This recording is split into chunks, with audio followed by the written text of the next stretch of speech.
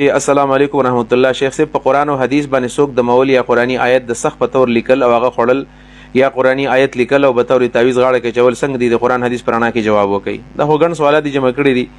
یو خبره ده چې قرآن حدیث باندې څوک د مول د بالکل جایز کار دی. دم هم د قرآن او سنت نه ثابت دی. جبرئیل دم کړی دی، رسول الله دم کړی دی، صحابه کرامو کړی دی، احادیث کې راغلي دي.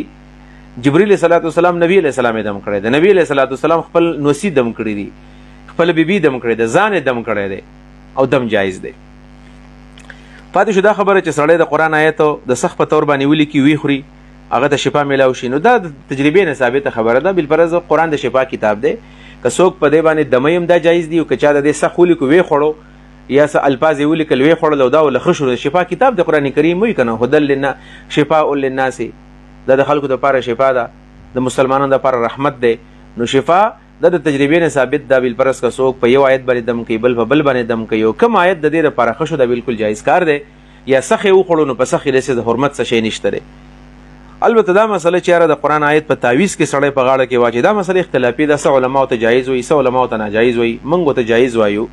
د قرآن آیت هغه ولیکو همدا دغه دم دی که نه، خو دا دم په خوله باندې ویل دي او په تعویض کې په کاغذ باندې لیکل دي. پاتې شو دا احادیث چې نبی علیه السلام فرمایي چې چا غاړې ته څه شی واچو وبسپارلی شي ورته، نو غاړې ته قرآن واچو نو قرآن ته که سړی وسپارلی شي نو دا خو څه بده خبره نه ده. زموږ رایې دا ده چې دا جایز عمل دی. البته بعضې علماو ته ناجایز وایي د سد ذرایع د قانون لاندې، نو هغې ته موږ بد نه وایو. په دې عمل کې داسې څه شرک یا داسې قباحت او یا د ګناه خبر په دې کې نشته دی.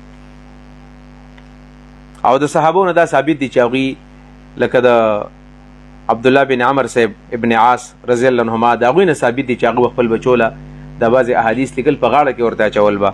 نو صحابو کې داسې آثارو موجود دي.